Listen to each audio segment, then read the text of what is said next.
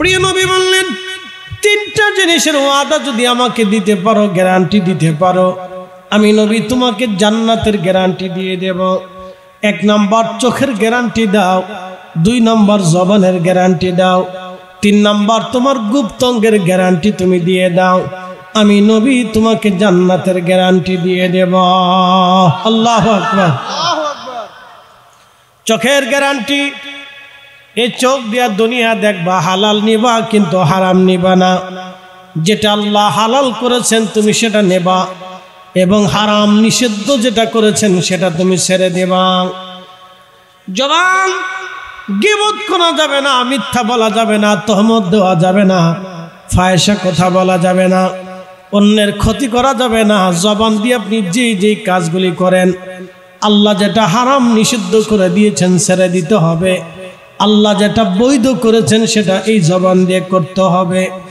এই জবানের হেফাজতের গ্যারান্টি যদি দিতে পারেন, নবী বললেন জান্নাতের গ্যারান্টি দেব। আর একটা গুপ্তাঙ্গ, কোন পুরুষ এবং তার নারী চরিত্রের গ্যারান্টি যদি দিতে পারে, নবী বললেন জান্নাতের গ্যারান্টি আমি তোমাকে দিয়ে দিব। প্রিয় নবী বললেন, আমার উম্মত হাসরের ময়দানে আল্লাহর আরশে আল্লাহর ছায়া ছাড়া কোনো ছায়া থাকবে না। সে ছায়ার নিচে কয়েক শ্রেণীর বান্দা জায়গা হয়ে যাবে।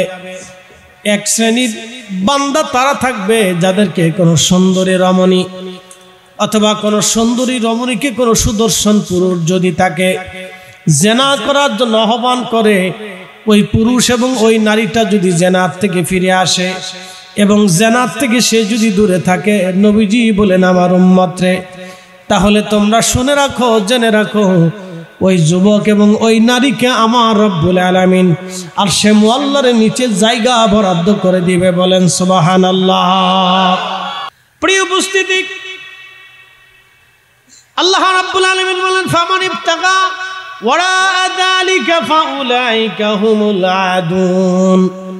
যারা নিজের স্ত্রী ব্যতীত এবং আল্লাহর দেওয়া সীমানা যেটা আছে হালাল বৈধ পন্থা, নিজের স্ত্রী ব্যতীত অন্য কোনো নারীর প্রতি যদি কামনা বাসনা নেয় এবং অন্য কোনো নারী যদি অন্য কোনো পুরুষের কামনা বাসনা নেয় নিজের স্বামী ব্যতীত, তাহলে তারা পথভ্রষ্ট হয়ে যাবে এবং তারা ধ্বংস হবে, তারা সফল কাম হতে পারবে না, তাদের জীবনের কোনো কামিয়াবি নাই। এরপরে আমার রব আমার আল্লাহ বললেন, আমার রব আমার আল্লাহ বললেন ওয়াল্লাযীনা হুম লিআমানাতিহিম ওয়াহদিহিম রাউন। এবং যারা আমানত রক্ষা করে, যারা আমানতের খেয়ানত না করে।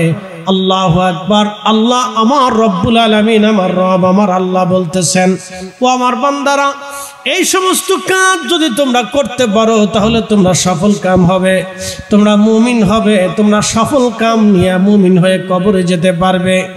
1 নম্বর, নিজের সালাতকে নামাজ খুশুর সাথে নামাজ পড়তে হবে। 2 নম্বরে আমার রব বলেন নিজের অর্থ সম্পদে যাকাত দিতে হবে। এবং 3 নম্বরে আমার আল্লাহ বলেন বেহুদা সময় নষ্ট করা যাবে না, সময় কাজে পরিণত করতে হবে। নামাজের সময় নামাজ, যাকাতের সময় যাকাত, রোজার সময় রোজা। যেই সময় আল্লাহ যেই বিধানাবলী দিয়েছেন, যেই সময় যে ইবাদত, ওই সময় ইবাদত যারা কাজে লাগাবে, নিজের অতিরিক্ত সময়টাকে যারা আল্লাহর ইবাদতে লাগাবে, বেহুদা যারা নষ্ট না করবে, তারা আল্লাহর দরবারে সফল কাম হিসেবে পরিগণিত হবে। একবার জোরে বলা যাবে কে মারহাবা। কিরামান কাতিবিনা ইয়ালামুনা মা তাফআলুন। তুমি যা করো না কেন, কেরামান কাতিবিন সব লিখে রাখে, সব জানে। মানুষ ভুলে যাওয়া মানুষের আদত, মানুষের অভ্যাস মানুষ ভুলে যায়। রুহের জগতের কথা আমাদের মনে নাই, রেহেমের জগতের কথা মনে নাই, শিশুকালের কথা মনে নাই, বালক জীবনের কথা মনে নাই, যৌবনের অনেক কথা বৃদ্ধরা ভুলে গেছে, আবার যুবকরা শিশুকালের কথা ভুলে গেছে, মনে নাই। মানুষ ভুলে যায়, মানুষের অনেক কিছুই মনে থাকে না, মানুষ ভুলে যায়। কিয়ামতের ময়দানে মানুষ ভুলে যাবে, অস্বীকার করবে, রব আমি এই কাজ করি নাই, তখন আমার আল্লাহ কেরামান কাতিবিন দিয়ে রাখছেন। অনেকে প্রশ্ন করতে পারেন ফরিদি সাহেব, কেরামান কাতিবিন দিয়ে কি হবে? আল্লাহ কেরামান কাতিবিন দিয়ে আমাদেরকে দিয়ে রাখছেন, লিখে রাখতেছে। কিয়ামতের ময়দানে আমার রব আমার আল্লাহ বলবেন, দেখাবেন, সুম্মা তুরাদ্দুনা ইলা আলিমিল গায়বি ওয়াশ শাহাদাত। তুমি এমন এক মালিকের কাছে দাঁড়াবে যিনি তোমার জীবনের সব গোপনে গোপনে যা আছে সব তিনি জানেন। আহা ফায়ুনাব্বিউকুম বিমা কুনতুম তা'মালুন। তুমি জীবনে যত আমল করেছো, গুনাহ করেছো, তোমার জিন্দেগীর সমস্ত কার্যাবলী আমার আল্লাহ কিয়ামতের ময়দানে দেখায় দেবে। এ বান্দা, তুমি অমুক সময় অমুক দিনে অমুক টাইমে মিথ্যা বলেছিলা, তুমি অমুক সময় জিনা করেছিলা, অমুকের মাল তুমি নষ্ট করেছিলা, অমুকের সম্পদ তুমি দখল করেছিলা, তুমি অমুক সময় তোমার স্ত্রীকে আঘাত করেছিলা, গালি দিয়েছিলা, থাপ্পড় মেরেছিলা, অমুকরে তুমি একটা আঘাত করেছিলা, গালি দিয়েছিলা। আজকে তুমি তার প্রতিদানগুলি নিয়ে যাও, এইগুলি দেখো তুমি আমল করেছিলা। বান্দাকে জিজ্ঞেস করবে, বান্দা তুমি কাজ করেছো? বান্দা বলবে, আল্লাহ আমি কাজ করি নাই। তখন আমার রব আমার আল্লাহ তার সামনে টেলিভিশন চালিয়ে দেবে, টেলিভিশন চালাই দিও, দেখাই দিবে, দেখো তুমি এই সময়ে কাজ করেছিল। তারা আমল নামার সব পরিষ্কার মতো আল্লাহ দেখাই দিবে, পালানোর মতো কোনো জায়গা নাই। সেদিন আমার আল্লাহ আপনার বোবা বানিয়ে দেবে, জবান বন্ধ করে দিবে, আপনার চোখ আপনার বিরুদ্ধে সাক্ষ্য দিবে, আপনার হাত আপনার বিরুদ্ধে সাক্ষ্য দিবে, আপনার কান আপনার বিরুদ্ধে সাক্ষ্য দিবে, আপনার পা আপনার বিরুদ্ধে সাক্ষ্য দিবে। সেই সময় আপনার নিজের বডি আপনার বিরুদ্ধে চলে যাবে, আপনার স্ত্রী আপনার বিরুদ্ধে চলে যাবে, আপনার সন্তান আপনার বিরুদ্ধে চলে যাবে, আপনার মা আপনার বিরুদ্ধে দাঁড়িয়ে যাবে, আপনার বাবা আপনার বিরুদ্ধে দাঁড়িয়ে যাবে, আপনার প্রতিবেশীরা আপনার বিরুদ্ধে দাঁড়িয়ে যাবে, আপনার বন্ধুরা আপনার বিরুদ্ধে দাঁড়িয়ে যাবে। সেই সময় আপন কেউ থাকবে না, কেউ থাকবে না। যদি দুনিয়াতে রসুলকে খুশি করে যেতে পারেন, একজন উইদাউট মুহাম্মাদুর রাসূলুল্লাহ সাল্লাল্লাহু আলাইহি সাল্লাম প্রিয় নবীকে খুশি করে যদি যেতে পারেন, সেদিন আমার নবী রাহমাতুল লিল আলামিন আপনার শাফায়াতের কান্ডারি হইয়া আপনি নবীজি আপনার পাশে দাঁড়িয়ে যাবে। একবার জোরে বলা যাবে কি ইয়া রাসূলুল্লাহ। প্রিয় উপস্থিতি হাজিরিন, ভাষায় প্রকাশ করার মতো না, এগুলির দিকে যাব না। মুনাফিকের তিনটা আলামত, কথায় কথায় মিথ্যা বলে, আমানত খেয়ানত করে, আর ওয়াদা করলে ভঙ্গ করে, এটা মুনাফিকের আলামত। কিন্তু নিকৃষ্ট মুনাফিককে আল্লাহ কোরআনে তার পরিচয় দিয়ে দিলেন, ওয়ালিল্লাহিল ইজ্জাতু ওয়ালিরুসুলিহি ওয়ালিল মুমিনিনা ওয়ালাকিন্নাল মুনাফিকিনা লা ইয়ালামুন।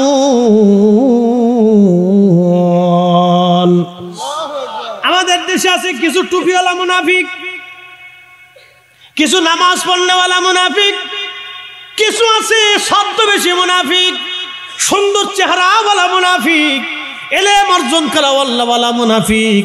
যারা রসুলের আব্বা আম্মাকে কাফের কয় ওরা মুনাফিক, যারা রসুলের সম্মানকে ছোট করে কথা বলে ওরা মুনাফিক, যারা নবীর ইজ্জত হানি করে কথা বলে তারা মুনাফিক, যারা আম্মাজান আয়েশাকে বেপর্দা বলে কথা বলে, আম্মাজান খাদিজাতুল কুবরাকে বেনামাজি বেপর্দা বলে, ওরাই হলো জমানার শ্রেষ্ঠ মুনাফিক। ছেলের নাম আব্দুল্লাহ, বাবার নাম আব্দুল্লাহ ইবনে উবাই, মুনাফিকদের লিডার। সবাই একসাথে যুদ্ধের ময়দানে যাচ্ছিলেন। যুদ্ধে যাওয়ার সময় একজন সাহাবী আর একজন সাহাবী, আনসারী এবং মুহাজির সাহাবীর মধ্যে বাকবিতণ্ডটা হয়, ঝগড়া হয়। ঝগড়া হওয়ার পরে মুহাজির সাহাবী মুহাজিরদের কাছে বিচার দেয়, আনসারী সাহাবী আনসারীদের কাছে বিচার দেয়। কিন্তু আব্দুল্লাহ ইবনে উবাই ছিলেন মদিনার আনসারী।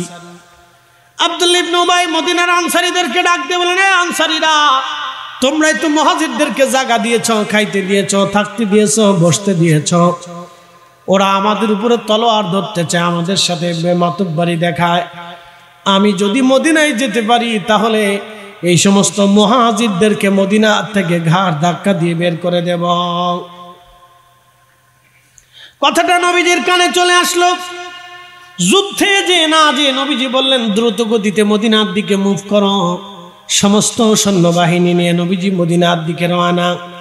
আব্দুল্লাহ ইবনে উবাই সবার আগে আগে, নবীজি সবার পিছে পিছে, কিন্তু ছেলেটা আব্দুল্লাহ রাদিয়াল্লাহু তাআলা আনহু দ্রুত গতিতে ঘোড়া দাবড়ায় মদিনাতে আসলেন।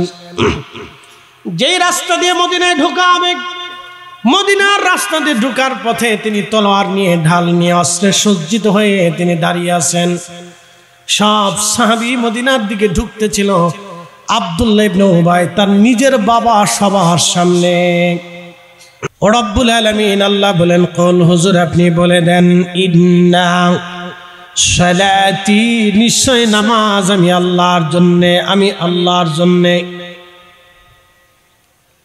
কিয়ামতের ময়দানে রব্বুল আলামিন মুসল্লিকে ডাক দিয়ে বলবে, হে মুসল্লি তুমি দাঁড়াও, তুমি নামাজ পড়েছিলে কেন? মুসল্লি জবাব দিবে, রব আমি তোমার জন্যই নামাজ পড়েছিলাম, খুশি করার জন্যে। আমার রব বলবে, না তুমি মিথ্যা বলেছ, তুমি নামাজ আমার জন্য পড়ো নাই, দুনিয়ার মানুষ যাতে তোমাকে মুসল্লি বলে, তোমাকে যাতে নামাজি বলে, দুনিয়ার মানুষের প্রশংসা পাওয়ার জন্যে তুমি নামাজ পড়েছিলে। যাও, দুনিয়ার মানুষ তোমাকে মুসল্লি বলেছিল, আজকে আমি রবের দরবারে কোনো কিছুই তুমি পাবে না। এ ফেরেশতারা, দুনিয়ার প্রশংসা কুরানোর জন্য সে নামাজ পড়েছিল, যাও আজকে তারা হাত পা গুলি শিকল দিয়ে বেঁধো, আগুনের শিকল দিয়ে তারা হাত পা গুলি বাঁধা হবে, তাকে উপর করে টেনে টেনে টেনে টেনে হাসরের ময়দানে কোটি কোটি মানুষের সামনে তাকে জাহান্নামের মধ্যে নিক্ষেপ করা হবে। আল্লাহ বললেন, ফাওয়াইলুল লিল মুসাল্লিনাল্লাযীনা হুম আন সালাতিহিম সাহুন। কপাল পোড়া সে নামাজি যে মানুষের দেখানোর জন্য নামাজ পড়ে। আমাদের সমাজে একদল কিছু মানুষ আছে, আমি বলি এটা হলো সামাজিক নামাজ। ফরিদি হুজুর সামাজিক নামাজ কি বলে দিয়ে যায়, শুনে যাবেন সামাজিক নামাজ। হুজুর সামাজিক নামাজ কি বলে দিয়ে যায়। সালিশ মীমাংসায় বসে গেল মানুষেরা, চিন্তা করলো, ইমাম সাহেব হুজুর ডাক দিলেন, দেখেন জোহরের আজান পড়েছে, আসেন আমরা নামাজটা পড়ে নেই, তারপরে আমরা সালিশ দরবার করব। তো ওর ভিতরে কিছু মানুষ আছে, বাংলাদেশে দেখবেন অধিকাংশ জায়গা যেখানে সালিশ দরবার হয়, তার দেখবেন ভিতরে কিছু পার্সেন্ট মানুষ থাকে যারা সালিশ দরবারে আসে, সালিশ দরবার করে, কিন্তু পেশাব করেও ঠিক মতো পানি লয় না। ভাই মরে গেছে, এতিম ভাতিজা, ছোট্ট ছোট্ট বাচ্চা, চাচা জমি দখল করে নিয়ে গেল, দাদা দখল করে নিয়ে গেল, অথবা ফুফুরা দখল করে নিয়ে গেল, ভাতিজাদের জমি জমা দিতে চায় না, ভালো জমিগুলি নিয়ে গেল। বাংলাদেশে এরকম হাজার হাজার পরিবার আছে, হাজার হাজার পরিবার বাংলাদেশে আদালতের দ্বারে দ্বারে ঘুরে, আদালতের দ্বারে দ্বারে ঘুরে, কিন্তু কাজ হয় না। এখানে যায় সেখানে যায়, কাজ হয় না, বহু ঝামেলা তাদের পোহাইতে হয়। নিজের বাবার সম্পত্তি নিজের সন্তান বুঝে পায় না। আপনি বুঝেন আমরা কোন সমাজে বাস করি? এটা সভ্য সমাজ হতে পারে না। আমি মনে করি এটাই অসভ্য সমাজ। কথা বলেন ঠিক কিনা? এটাই অসভ্য। আরেকটা নামাজ আছে বিআই নামাজ। প্রশ্ন রাখবেন, হুজুর বিআই নামাজ কি? আপনাদের এলাকায় নতুন এক বিআই আসছে, তো বিআই বলতেছে, বিআই আসেন আমাদের মসজিদে নামাজ পড়ে আসি। বিআই চিন্তা করলো, নামাজে যদি না যায় তাহলে বিআই কি মনে করবেন? এই বিয়ার ডরে নামাজ আসছে, আল্লাহর ভয়ে নামাজ আসে নাই। আল্লাহ কিয়ামতের ময়দানের হাত পা গুলি বেঁধে উপর করে জাহান্নামে টেনে টেনে নিবে। ও বান্দা, তুমি আমার জন্য নামাজ পড়ো নাই, তুমি দুনিয়ার মোহে নামাজ পড়েছ। বান্দারে, মুসল্লি যাতে মানুষ তোমাকে বলে সেই জন্য নামাজ পড়েছ। দুনিয়াতে তুমি প্রতিদান পেয়েছ, আজকে কোনো প্রতিদান তুমি পাবে না। যাও, তুমি নামাজ পড়েছ কিন্তু জাহান্নামী। আল্লাহ ডাক দিবে, তুমি জাহান্নামে কেন চলে যাও? আল্লাহকে সেই দিন তারা ডাক দেবে, লাম নাকু মিনাল মুসাল্লিন, আল্লাহ আমরা মুসল্লিদের অন্তর্ভুক্ত ছিলাম না। এই জন্য মনে রাখবেন, নামাজ পড়ার পরও যদি কেউ সুদ খায় তাহলে নামাজ হলো না। নামাজ পড়ার পরও যদি কেউ ঘুষ খায় তাহলে বুঝবেন তার নামাজ হচ্ছে না। নামাজ পড়ার পরও যদি অন্যের হক সে মেরে খায় তাহলে বুঝবেন তার নামাজ হচ্ছে না। নামাজ পড়ার পরও যদি সে মিথ্যা ছাড়তে না পারে তাহলে বুঝবেন তার নামাজ হচ্ছে না। নামাজ পড়ার পরও যদি অন্য মানুষকে ঠকায় তাহলে বুঝবেন তার নামাজ হচ্ছে না। নামাজের সফলতা আসবে কখন?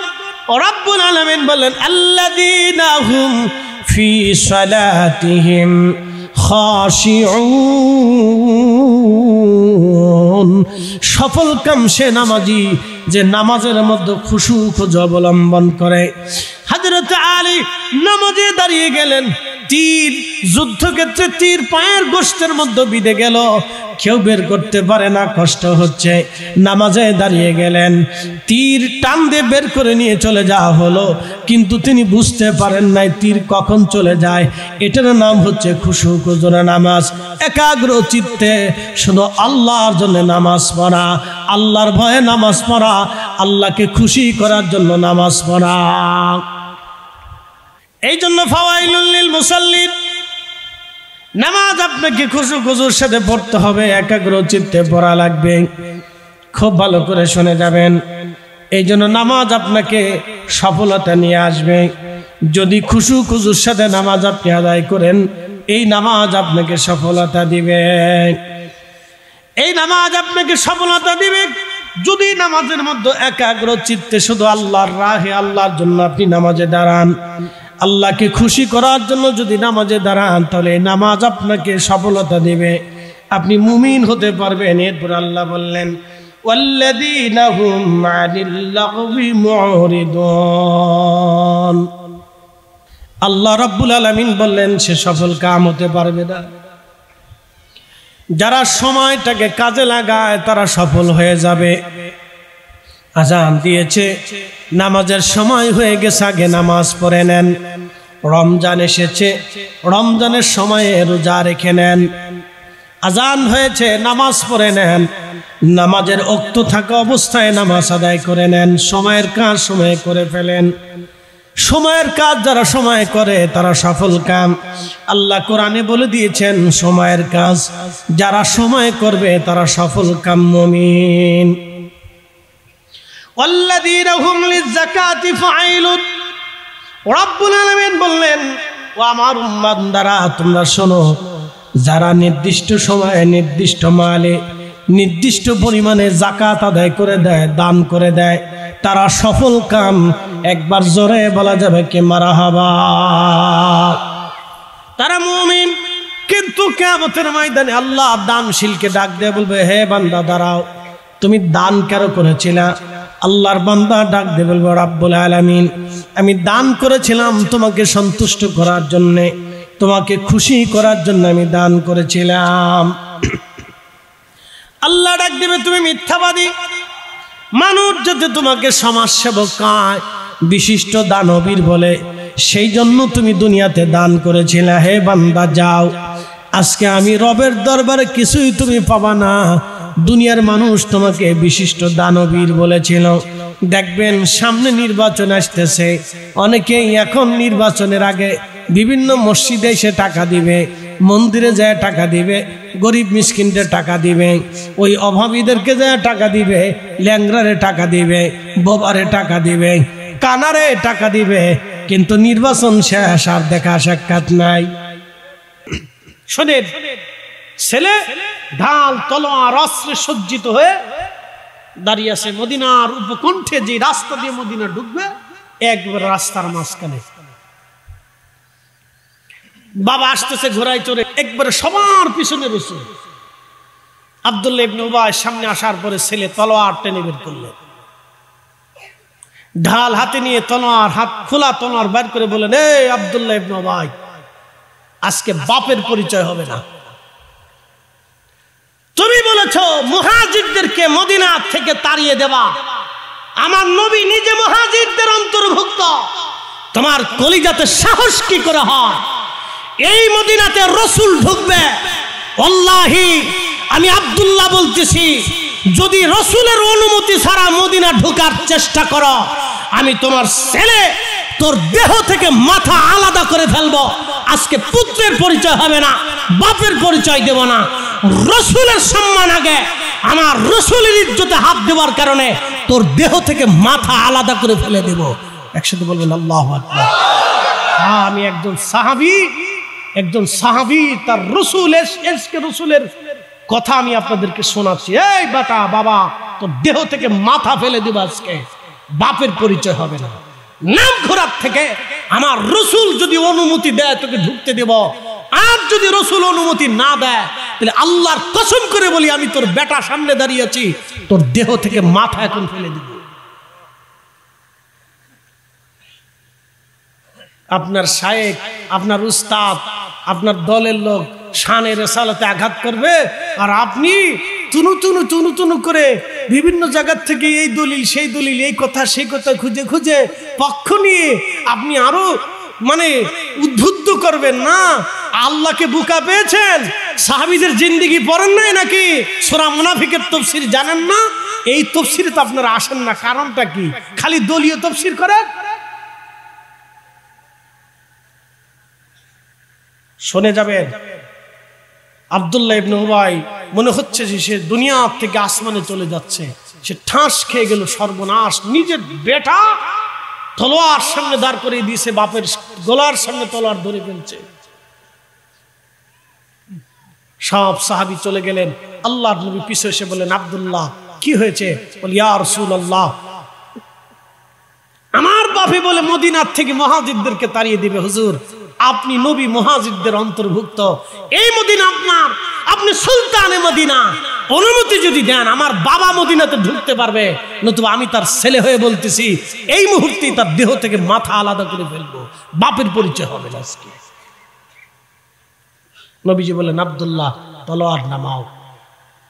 আমি যদি তোমার পিতাকে হত্যার অনুমতি দেই তাহলে মানুষ বলবে রাসূল উম্মতকে হত্যা করার অনুমতি দেয়।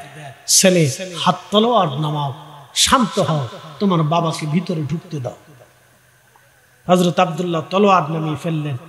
বলতেছে, ইয়া রাসূলুল্লাহ, যদি আল্লাহর পক্ষ থেকে ফয়সালা আসে আমার পিতাকে হত্যা করার জন্য, কতল করার জন্য যদি আল্লাহ ফরমান পাঠায়, আর আপনি যদি ইজাজত দিয়ে থাকেন, ইয়া নবী আল্লাহ, পৃথিবীর কাউকে আপনি হত্যা করতে ইজাজত দিবেন না, আমি নিজে হাতে আমার বাপকে হত্যা করব, সে আপনাকে অপমান করেছে। এই মুসলমান, ভালো করে দিন শিখে যাবেন, ভালো করে ঈমান শিখে যাবেন। এটি সাহাবায়ে কেরামের ঈমান ছিল। ইশকে রাসূল দেখে যান সাহাবায়ে কেরাম, ইয়া রাসূলুল্লাহ, আপনি অনুমতি দিবেন, আমি নিজে হাতে আমার বাপকে হত্যা করব। একসাথে বলবেন আল্লাহু আকবার। হয় না? আরো জোরে বলে না, আরো জোরে বলে। এটা রাসূলের ইজ্জত, নবীর ইজ্জত। একজন সাহাবীর জিন্দেগি শোনাইলাম আপনাকে, বুঝতে পারছেন? একজন সাহাবীর জিন্দেগি শোনাইলাম। এইভাবে সাহাবায়ে কেরাম নিজের বাপকেও চিনতেন না, বাপ চিনি না। আবু উবাইদা ইবনে জাররাহ ফি জান্নাতি, কেন জান্নাতি হলেন জানেন? বদরের যুদ্ধে নিজের বাপকে হত্যা করেছিলেন। একসাথে বলবেন আল্লাহু আকবার। ছেলে নিজের বাপকে হত্যা করেছিলেন, বাপ কুফার, তলোয়ার নিয়ে সামনে দাঁড়িয়েছে। ছেলে বলতেছে, বাপ তুমি তলোয়ার নিয়ে আসছো আজকে ইসলামকে দুনিয়ার থেকে মিটিয়ে দেওয়ার জন্য। আমি আবু উবাইদা ইবনে জাররাহ, তুমি জাররাহ এসেছো তলোয়ার নিয়ে, আমু ছেলে তোমার বিরুদ্ধে দাঁড়িয়ে গেলাম, আসো বাপ বেটার লড়াই হবে আজকে। দিন বুঝে যাবে। মুনাফিক মুমিনের পরিচয় আপনাদের সামনে উপস্থাপন করলাম। মুনাফিক চিনে যাবেন। শ্রেষ্ঠ নিকৃষ্ট মুনাফিক হচ্ছে সেই মুনাফিক যে মুনাফিক রাসূল করিমের ইজ্জত নিয়ে সিনেমিনি খেলে। এর চাইতে বড় মুনাফিক পৃথিবীতে আর কেউ হতে পারে না।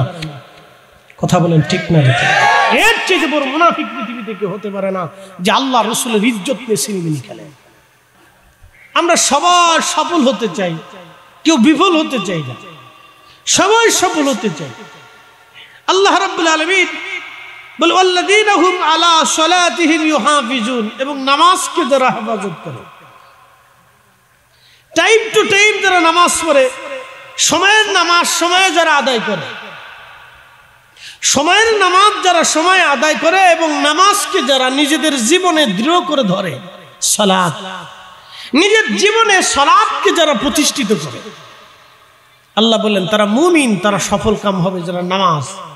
নবীজি বললেন একজন মুসলমান যখন নামাজ পড়ে তার দিল আবার মসজিদের দিকে রুজু রাখে, অর্থাৎ সে কখন নামাজ ছেড়েছে আবার নামাজে রক্ত হওয়ার সাথে নামাজের চিন্তা করে, এই চেতনা যাদের অন্তরে কাজ করে যে নামাজ আজান জোহর এশা পড়েছি, আবার কখন ফজরে রক্ত হবে, ঠিক ফজরের সময় আমার নামাজ পড়তেই হবে।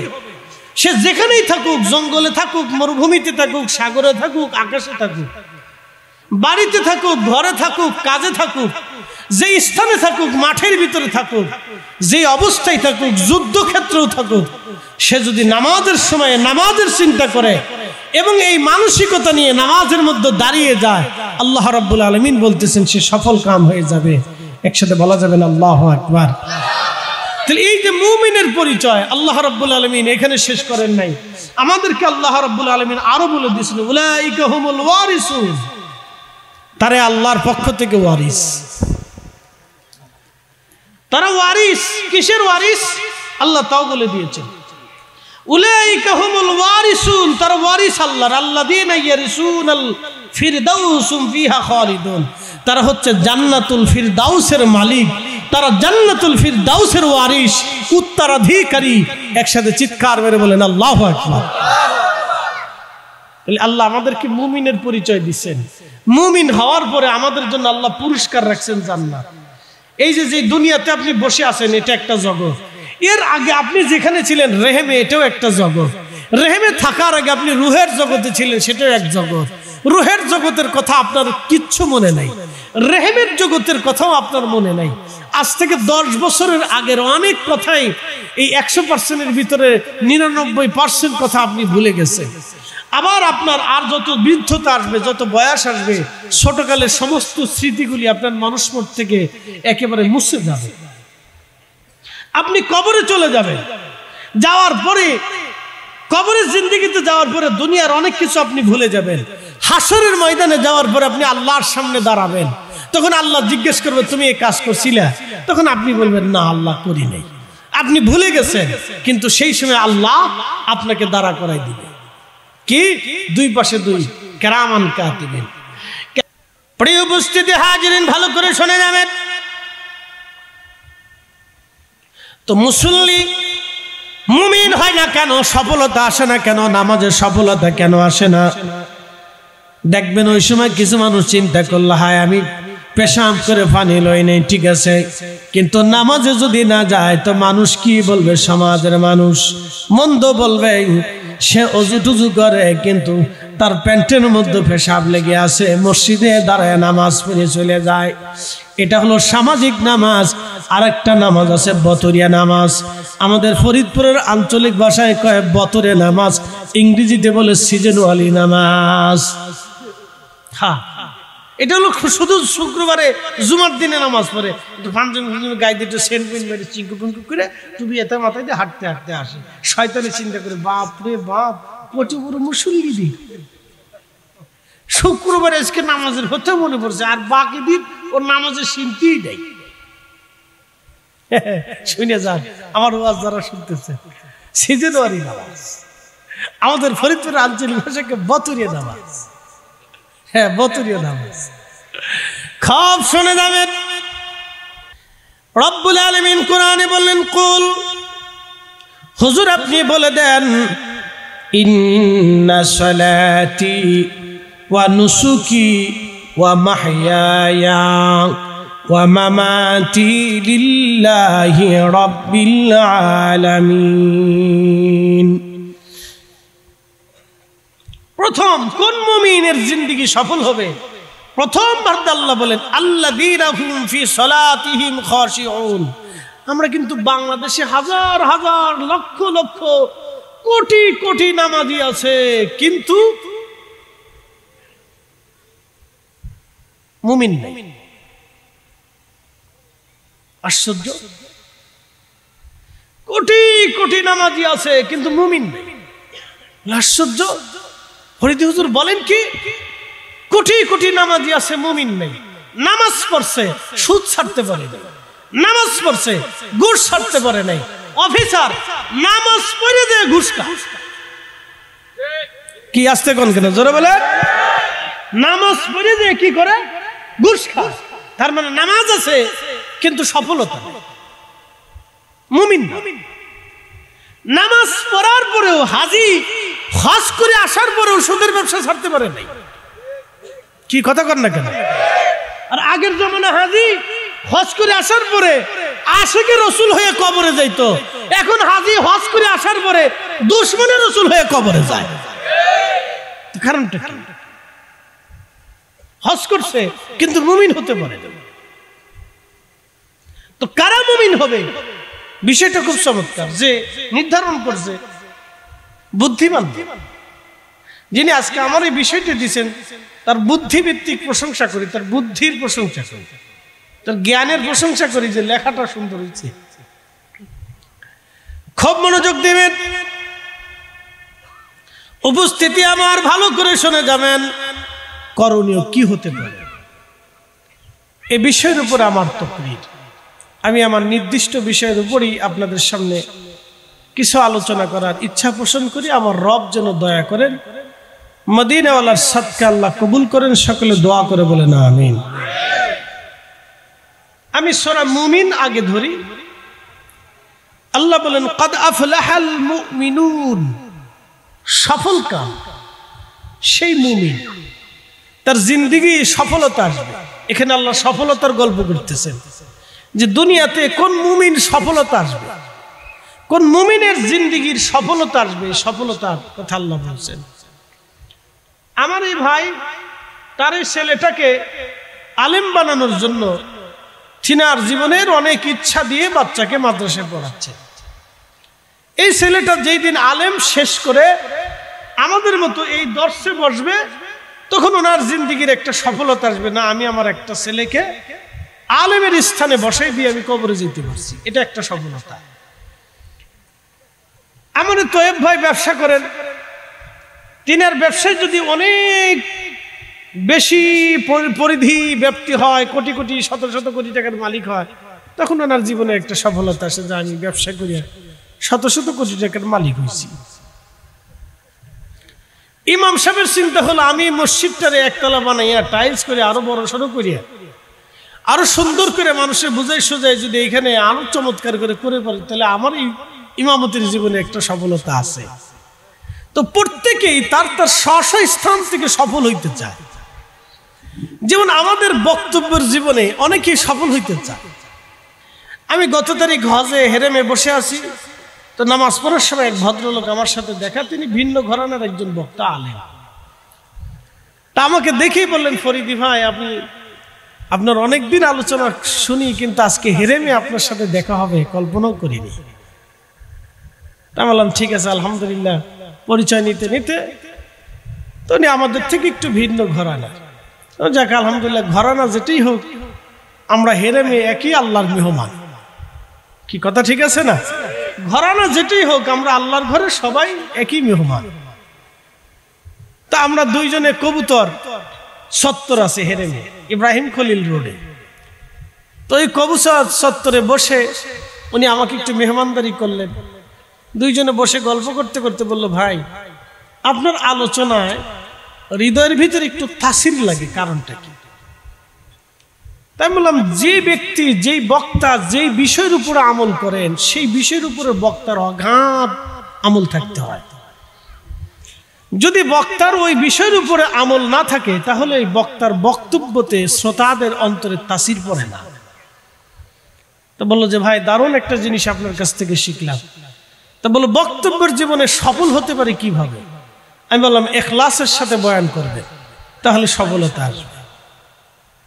তো যাই হোক, তুমি আমার কাছ থেকে কিছু কিছু জানলেন, ওনার থেকে আমি কিছু বুঝলাম। এই যে সবাই চায় আমরা সর্বক্ষেত্রে সফল হই। একটা ছেলে লেখাপড়া করে সে সফল হতে চায়, বড় ডক্টর হবে, ইঞ্জিনিয়ার হবে।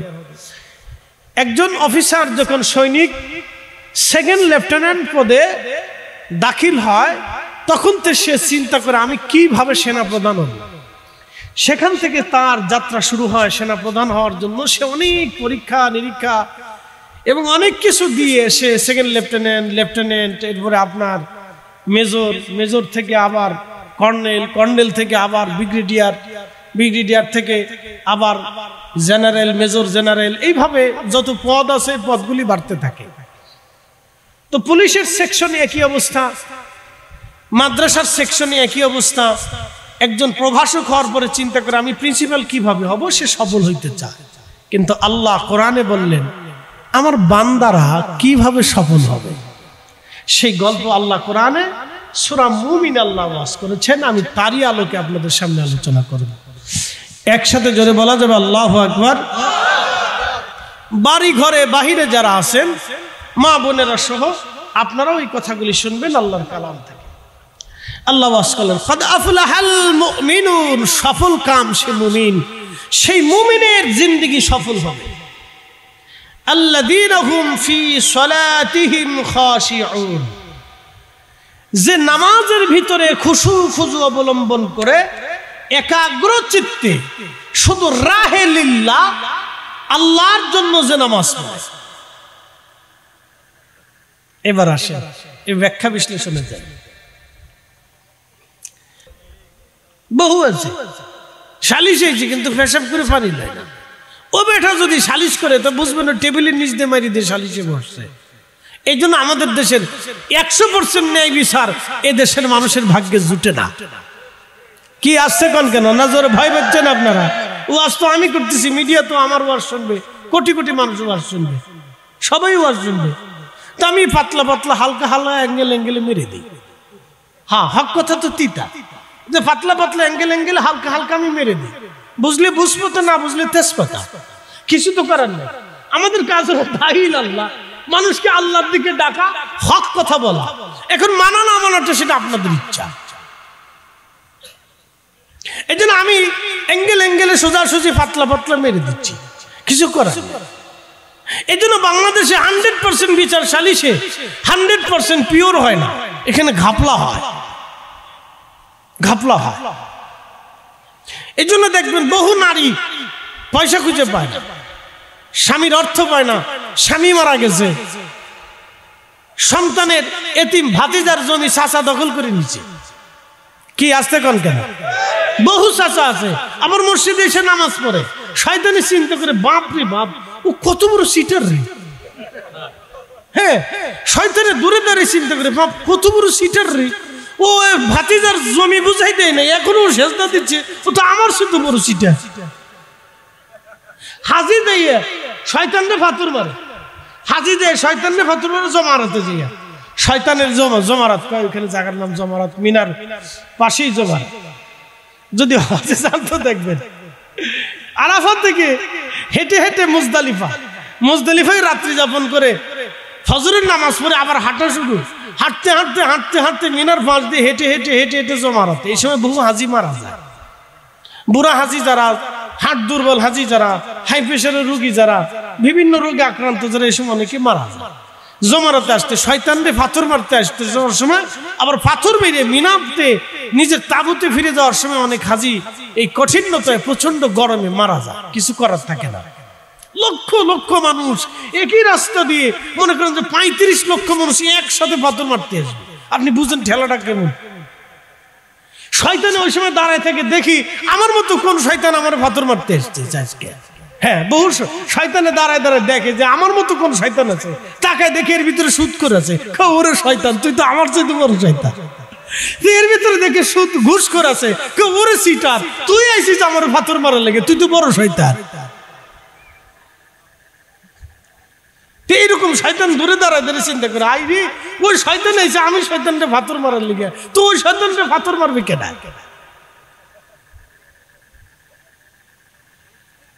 প্রিয় উপস্থিতি হাজিরিন, ভালো করে শুনে যাবেন। নামাজে দাঁড়ানোর পরে দেখবেন শয়তান আপনারে মসজিদ থেকে দোকানে লয়ে গেছে। এক ইমাম সাহেব 3 রাকাত পড়িয়ে সালাম ফিরেছে, বলতে হতেই পারে আমাদের বাইতুল মুকাররমের যে বর্তমান খতিব আছে তিনিও দুই একবার কেরাতে ভুল করে ফেলছে, প্রথম ও হতে পারে ভুল হয়ে গেছে, ভুল সবারই হয়, কম বেশি হতে পারে। মক্কার ইমাম সাহেবের ভুল হয়ে যায়, ওটা কোনো বিষয় না, তো ভুল হতেই পারে। তা খুব মনোযোগ দেন।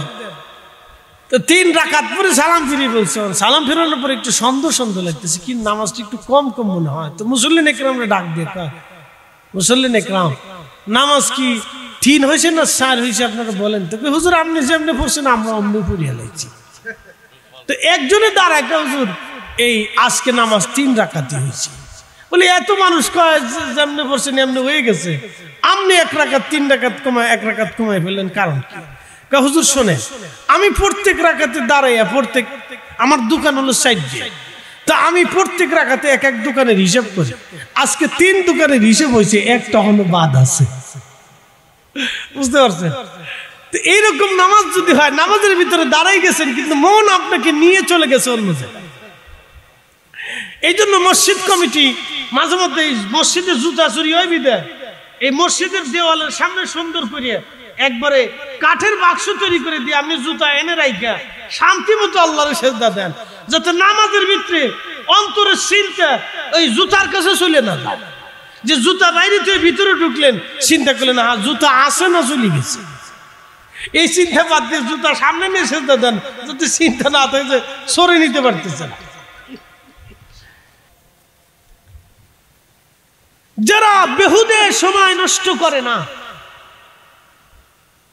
বেহুদের সময় নষ্ট করে না, যারা বাংলাদেশের একমাত্র জায়গার নাম চার দোকান, এই চার দোকানে প্রধানমন্ত্রী, রাষ্ট্রপতি, প্রেসিডেন্ট, এরপর প্রধান সেনাপতি, পুলিশ প্রধান, ডিবি প্রধান, সিআইডি প্রধান, এনআইসি, র্যাব প্রধান, বিডিআর প্রধান, এরপরে আপনার এখানে অর্থমন্ত্রী, এরপরে আপনার খাদ্যমন্ত্রী, এরপরে কি বস্ত্রমন্ত্রী, এরপরে ফাটমন্ত্রী, সাতমন্ত্রী, যত মন্ত্রী এখানে পাওয়া যায়।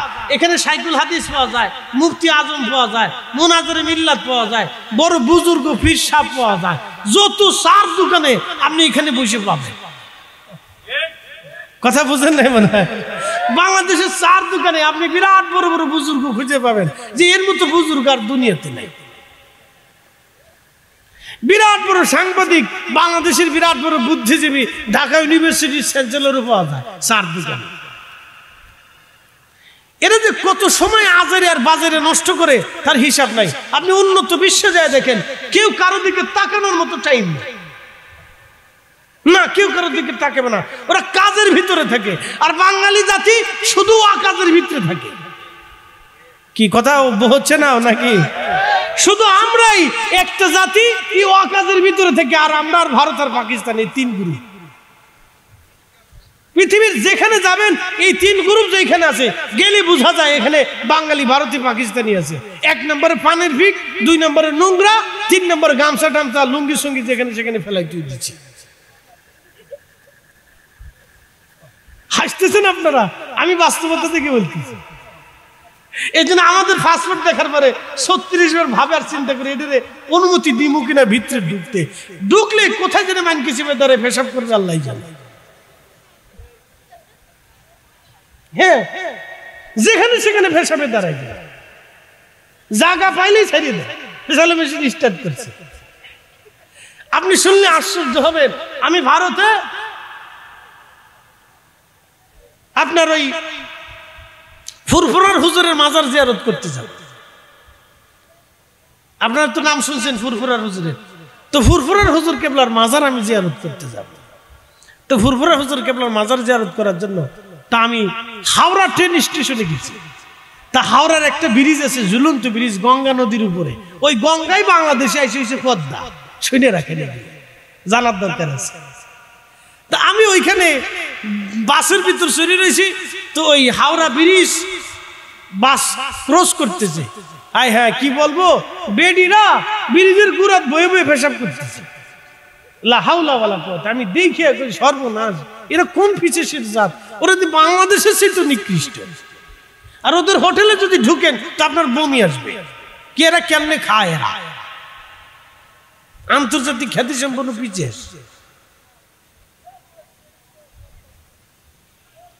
প্রিয় উপস্থিতি, আমার দেখা দেখা না দেখে বলতেছি না, এখন কেমন হয়েছে জানি না। গত বছর তো তার আগের বছরে গেছিলাম হলো আপনার কি বলে আসাম আর হচ্ছে ত্রিপুরা, 4টে মাহফিল করছিলাম আসাম আর ত্রিপুরা। মোটা ত্রিপুরাটা মোটামুটি, তাও এক হোটেলে গেছি, ভিতরে ঢুকে নোংরা। চিন্তা করলাম এখানে খাওয়ার পরে যদি পেট খারাপ হয়ে যায় তো বাথরুমে কোথায় যাবো? তো বাথরুমে চাপ দেওয়ার পরে বাথরুমে ঢুকে দিই বদনা নেই। আমি কোন বিপদে বললাম এটা, যাই দিই বদনা নেই, সর্বনাশ, মগ মগ মগ। তো ভাগ্য বলে আমার কাছে তো সবসময় ব্যাগের ভিতরে টিস্যু থাকে, টিস্যু ছিল বিদায় আমার বিপদ কমে সারছে। টিস্যু না থাকলে ছিল আজকে ধরা খাইছিলাম। এটা আমার অভিজ্ঞতা থেকে আপনাদেরকে শোনাচ্ছি, শিখে যাওয়া ভালো।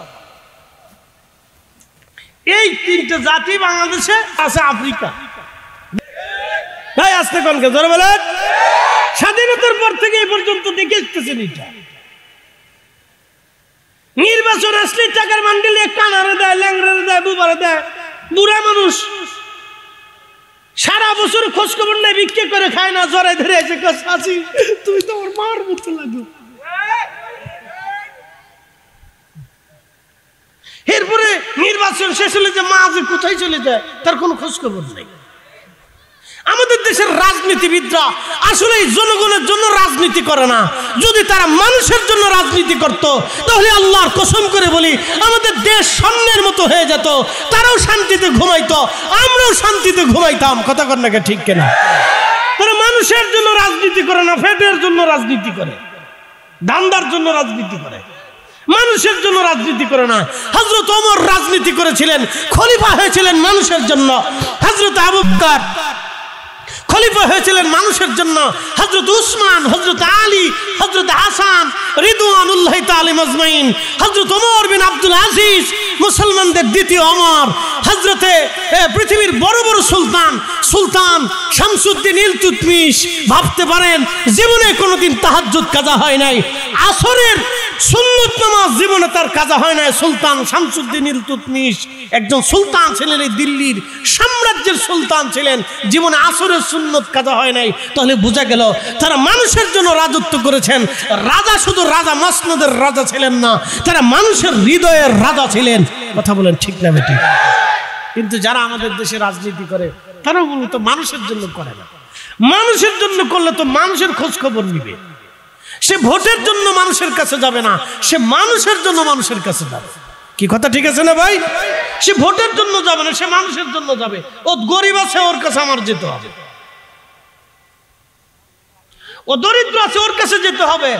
ও বিপদে পড়েছে, ওর কাছে আমাকে যেতে হবে। সে ভোটের জন্য যাবে না, সে আরো 10 বছর আগে থেকে যাবে। যে গরিব আছে ওর আমার দেখতে হবে, ও দরিদ্র এতিম হয়ে গেছে, ওর পাশে আমার দাঁড়াইতে হবে। ও এতিম হয়ে গেছে, ওর দায়িত্ব আমাদের হাতে। সাবধান, ওর সম্পদ জমি জমা টাকা পয়সা যেখানে যেটা আছে তোমরা বসো, বুঝাই ওকে দিতে হবে। ওর পাশে আমি আছি, এটার নাম রাজনীতি। কথা ঠিক আছে কিনা? তাহলে দেখবেন নির্বাচনের সময় ভোট চাওয়া লাগবে না, মানুষ জোর করে ভোট দিবে। আপনার ভোট লাগবে নি কর, তখন আর টাকা ছিটাইতে হবে না। কিন্তু দুঃখের বিষয় তারা রাজনীতি করে দলের জন্য, নিজেদের জন্য, মানুষের জন্য রাজনীতি করে না। তো মানুষের জন্য যদি রাজনীতি করত তাহলে আমার দেশের ভিখারি ভিখারি থাকতে পারে না, আমার দেশের দরিদ্র দরিদ্র থাকতে পারে না, আমার দেশের অন্ধ অন্ধ থাকতে পারে না, আমার দেশের ল্যাংড়া ল্যাংড়া থাকতে পারে না, আমার দেশের মিসকিন মিসকিন থাকতে পারে না, আমার দেশের অসুস্থর সেবা হতো, আমার দেশের হসপিটাল সুন্দর হয়ে যেত, আমার দেশে ডাবের ভিতরে ভেজাল হয় না, পানিতে ভেজাল হয় না, ভাতে ভেজাল হয় না, খাবারে ভেজাল হয় না, ফলে ভেজাল হয় না, ওষুধে ভেজাল হয় না। কি এক দেশ! বিষের ভিতরে ভেজাল, বিষের ভিতরে ভেজাল। বিষ খেলে মানুষ ঠিক মতো মরে না, এটির ভিতরে ভেজাল। বুঝলেন না কি রাজনীতি দেশে চলতেছে? এ কথা আমায় বললে কিন্তু হুজুর মনে রাজনীতির ওয়াজ করতেছে। রাজনীতির ওয়াজ করতেছি না তো, আমি খোলাফে রাশিদিনের চরিত্র আপনাদেরকে শোনাচ্ছি। রাজনীতিতে ছাতা কি করবে ভালো করে শুনে যান। এই জন্য নির্বাচিত করবেন এমন মানুষকে যে আপনার পাশে থাকবে। কথা ঠিক কিনা? এমন মানুষকে নির্বাচিত করবেন যে আপনার পাশে থাকবে। দরিদ্রতার পাশে থাকবে, গরিবত্বের পাশে থাকবে, অভাবীর পাশে থাকবে, দুস্থের পাশে থাকবে, বিপদগ্রস্তের সাথে থাকবে, অসুস্থের দ্বারে থাকবে, এমন ব্যক্তিকে নির্বাচিত করে। সে যে দলের হোক, আমার অসুবিধা নেই, এখন দল টল করি না, আমি নির্দলীয়, মিল্লাতা আমি আবিকুম ইব্রাহিম ওয়া সাম্মাকুমুল মুসলিমিন, আমি তৌহিদি জনতা না, আমি মুসলিম জনতা, আমি কোনো দল টল করি না, আমার একটা দল, বিসমিল্লাহি ওয়া আলা মিল্লাতি রাসূলিল্লাহ, আমরা নবীর দল, আহলে সুন্নাত ওয়াল জামাত, রাসূলের জামাত, আউলিয়া কিরামের জামাত। কথা বলেন ঠিক না ঠিক? আরে বৃষ্টি মনে আসতেছে না, আইলার কি করার আছে? দুনিয়ার কত জায়গায় বৃষ্টি পায় না, বছরের পর বছর আফসোস করে যদি একটু বৃষ্টি নামতো। আল্লাহ আমরা জোর করে দিচ্ছে তোর ল, আল্লাহ আমরা বৃষ্টি জোর করে দেয় তোর ল, একসাথে কেন মারহাবা।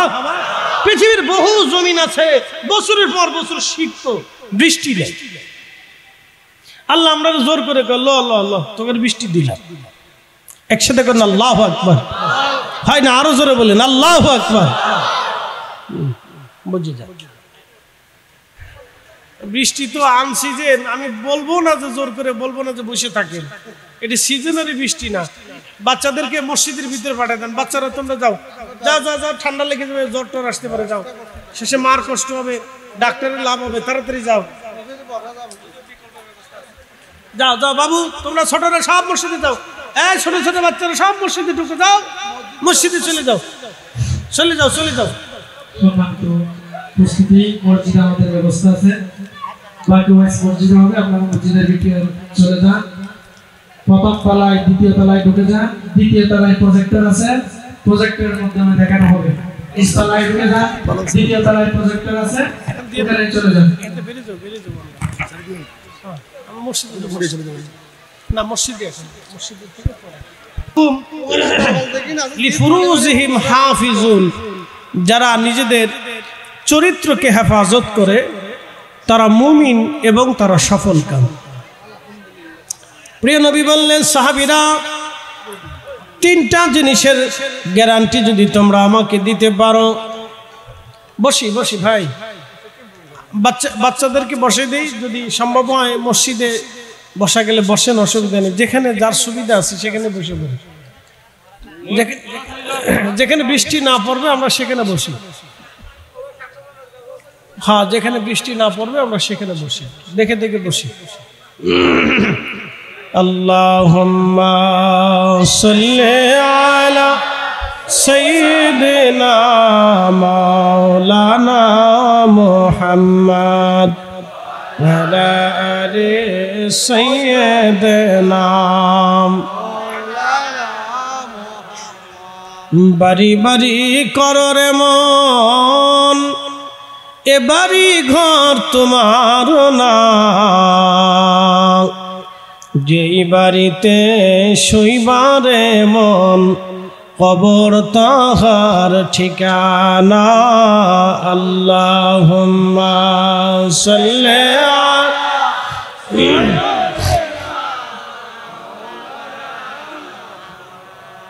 ওয়ালা আলি সাইয়্যিদিনা মাওলানা। এজন্য আমরা সুন্নিরা নবী নবী করি, ওরা আমরা বেদাতি বেদাতি করে। কি কথা কর না? আমরা নবী নবী করি, জীবনের শেষ সময় পর্যন্ত করে যাব। কি কথা কর না কেন? তো মিলাদুন নবী কি চলবে না বন্ধ হবে? চলবে। নবীর দুরূদ সালাম চলবে, যতদিন আল্লাহ আমরারে বাঁচায় রেখে আমরা ততদিন চালাবো। কারো বেদাতের ফতোয়ার দিকে তোয়াক্কা করার সময় আমাদের হাতে।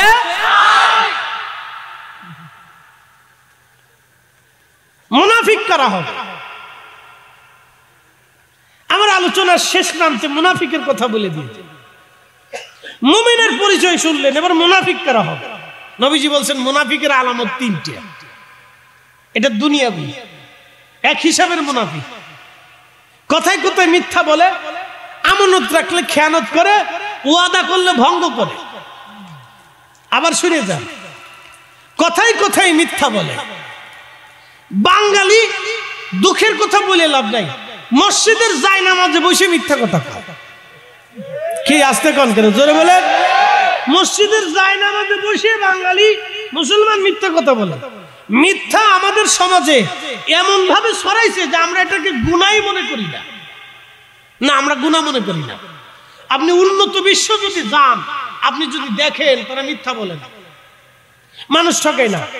আমি মালয়েশিয়ার গেন্তিং হাইল্যান্ড থেকে ওরা আমার একটা নামায় নিয়ে আসলো, কোন এলাকা যেন আমি তো চিনি না। তো ছেলেটা আমাকে একটা গাড়ি করে দিল। তো গাড়িতে চড়ে আমি কুয়ালালামপুরে আমার হোটেলে ঢুকলাম।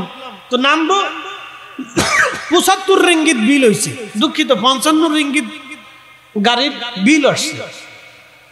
তা আমি ভুলে তাকে 75 রিঙ্গিত দিয়ে দিলাম। তো লোকটা মালয়েশিয়ার নাগরিক, মালয় ভদ্রলোকটা আমাকে বললো, প্লিজ স্যার ওয়েট। তো আমি বললাম, এনি প্রবলেম? তো বলতেছে না, কোনো নো প্রবলেম। তা 55 রিঙ্গিত। তা আমাকে বলতেছে 55 বিল হয়েছে, তুমি আমাকে 75 টাকা দিছো। তা আমাকে 20 টাকা ফেরত দিল। দেখেন, তার 2 মাস পরে আমি মালদ্বীপ গেছি মাহফিল করতে। দেখেন, মাহফিল করতে যাওয়ার পরে ইমিগ্রেশন পার করার পরে হোটেলে গেলাম। যাওয়ার পরে খাওয়া দাওয়া করে আমার কাছে ডলার, আমি আর রুপিয়া নেইনি, দেশের টাকাকে বলে রুপিয়া। তো হোটেলে খাইতে গেছি, বাঙালি হোটেল। খাওয়া দাওয়া শেষ, বললাম বিল কত? 85 রুপিয়া হয়েছে। আমি বললাম আমার কাছে টাকা নেই, ডলার আছে। হুজুর ডলার দেন, 100 ডলার দিলে 1800 রুপিয়া দেব। আমি বললাম যে আমি তো জানি 2000 রুপিয়া পাবো। না হুজুর 1800 পাবেন। আমি বললাম আমার কাছে 50 ডলারের নোট আছে, এটা নাও। হুজুর তাহলে আরো কম হবে। তার মানে 50 ডলারও ডলার, 100 ডলারও ডলার, তো কমাবে কেন? সিস্টেম এইটা, আপনি তাহলে 800 রুপিয়া পাবেন। আমি বললাম কত বড় ডাকাত রে তুই, খারার উপরে আমার 200 রুপিয়া 400 রুপিয়া শেষ করে ফেলতেছি। হুজুর সিস্টেম এটা, নালি পরে হবে না, তাহলে আপনি রুপিয়া এনে দেন। তা আমি তো খাইতে গেছি, আমার কাছে তো রুপিয়া নাই। রুপিয়া ভাঙাইতে গেলে শেষে আবার সেই অন্য জায়গায় যাইতে হবে। কি যন্ত্রণার ভিতর বললাম। আমি বললাম ভাই, তুই আমারে মানকিসি পাইয়া এইভাবে সাইডে দিলি, তুই আমার জাতি ভাই, আমার পকেট এমনি কেটে নিলি, খারার উপরে 1200 টাকা চুরি করে নিয়ে গেলি। এটা না মেড ইন বাংলাদেশ। অর্থাৎ এদের চরিত্রে আর রক্তে রক্তে দুর্নীতি, চুরি সাপটামি, শয়তানি বাদরামি ভরে গেছে। কথা কর না কে, ঠিক কিনা? রক্তে রক্তে ভরে গেছে, রক্তে রক্তে ভরে গেছে। এইভাবে ছোটকাল থেকে ওরা তৈরি হয়। এই জন্য আমাদের শিক্ষা ব্যবস্থা একবারে ক্লাস 1 থেকে চেঞ্জ করতে হবে। চিন্তা চেতনা, ধ্যান ধারণা চেঞ্জ করেই তো, নাহলে পরিবর্তন হবে না, জীবনও হবে না। আপনি যারই রাজত্ব দেন, সরকার বানান, এমপি বানান, মন্ত্রী বানান, এই চুরি করার ধান্দা করবে। যারই বানান ঘুরে ঘুরে। কারণ এমন এক সমাজে বাস করি, এমন এক রাষ্ট্রে বাস করি, একজনে চুরি না করলে 7 জনে চুরি করবি না, 7 জনে খুশে। কি কথা কর না?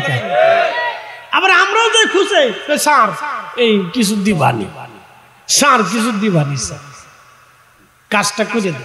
তো চিন্তা করে পাই, যদি তোরা যদি জোর করে দিবি তাহলে আমার অসুবিধা কি, দিয়ে যা। আমরাও এরকম আছি। তো ভাই কি ওয়াজ করবো আমি জানি না, মুনাফিকের দিকে চলে যায়, কথায় কথায় মিথ্যা বলবে, আমানতের খেয়ানত করবে। বাংলাদেশ তো আমানত ভাই মরে গেছে, বাংলাদেশের আমানত ভাই নাই। বলে হুজুর কেমন? টাকা হাওলাত দিয়ে দেখেন, তারপর বুঝবেন যে আমানত ভাই কোন জায়গায় আছে। টাকা শুধু হাওলাত দেন, দেখবেন যে ওর পিছে দৌড়াইতে দৌড়াইতে আপনার জান শেষ হয়ে যাবে, তাহলে বুঝবেন যে আমানত ভাই কোন জায়গায় গেছে। আর যদি আরো বুঝতে চান, তাহলে নিজের মেয়েরে এই পটিয়ার থেকে সন্ধ্যার রাত 9টার পরে ছেড়ে দিয়ে বলবেন তুই ঢাকা যায় একা একা, তো বুঝবেন যে আমানত কোথায় গেছে। আরে উন্নত বিশ্বে যায় দেখেন, মেয়ে অর্ধ প্যান্ট, হাফ প্যান্ট পরে রাস্তা দিয়ে রাত 2টার সময় হাঁটে। ওদের দেশের কোন পুরুষ ওদের গায়ে টাচ করে তো দূরের কথা, তাকায় একটু হাসিও দেবে না, ডরে যে পুলিশের রিপোর্ট করার সাথে পুলিশ ধরে নিয়ে যাবে। প্রেসিডেন্টও যদি ফোন দেয় তাও পুলিশ ছাড়বে না। আর বাংলাদেশে একটা নারী ধর্ষিত হওয়ার পরে ধর্ষককে ধরার পরেও বিচার হয় না। কথা কর না, ঠিক আছে? অথচ 85% মুসলমানের দেশ। আপনি বুঝেন কোন জায়গা আছি? আপনি বুঝেন যে আমরা কি করি এখনো, যে বেদেশ বেশি আছি। হযরত আমানত শাহ রহমাতুল্লাহ আলাইহি, গরিবুল্লাহ শাহ, মিসকিন শাহ, 360 ওলিয়া, বাবা শাহজালাল আমিনী, অসংখ্য ওলি কুতুবরা জমিনের মাটির নিচে ঘুমাই রয়েছে, তো খালি দোয়া করে, না হলে এটা ভাঙ্গে ভূমিকম্প হইয়া এত সময় তো 18 কোটি 9 কোটি মরে যাওয়ার কথা। এটা মরে যাওয়ার কথা তো, কিন্তু মরে না। তাহলে ওনারা ভিতর থেকে দোয়া করে আল্লাহ মাইরেন না, আল্লাহ মাইরেন না, সুযোগ দেন। আপনার আল্লাহ রসুলের সাথে আপনার ওয়াদা আছে, আপনি ভূমিকম্প দিবেন না, পাথর নিক্ষেপ করবেন না, অগ্নুপাত করবেন না, আগুন ধরিয়ে দিবেন না, টর্নেডো দিয়ে একসাথে জাতি ধ্বংস করবেন না। আল্লাহ আপনি ওয়াদা করছেন, আল্লাহ আপনি এটা করে দিলাম। এই জন্য আল্লাহ রহম করে, নাহলে এই জাতি যা করে, আপনি বুঝতে পারছেন, যা করে ভাষায় অকল্পনিত। নিজের সন্তান বাবাকে ওপেন কুপায় মেরে ফেলে দেয়, কোনো ফাঁসি হবে না, রায় হবে না, কিচ্ছু হবে না। এটা বাংলাদেশ। সন্তান বাপরে জবাই করতেছে, তা ফাঁসি হবে না, কি হবে তো বলে? কালকে বাংসারামপুর মাহফিল করতে গেছে, ফাঁসের গ্রামে ওপেন গোলাগুলি চলতেছে, ধুম ধুম ধুম ধুম ধুম ধুম। বুঝতে পারছে? পুলিশে যায় সাথে 3-4 গাড়ি পুলিশ। চিন্তা করলাম, হাই রে হাই, কোন জায়গায় মাহফিল করতে ভাই? হ্যাঁ, এই অবস্থা চলতেছে।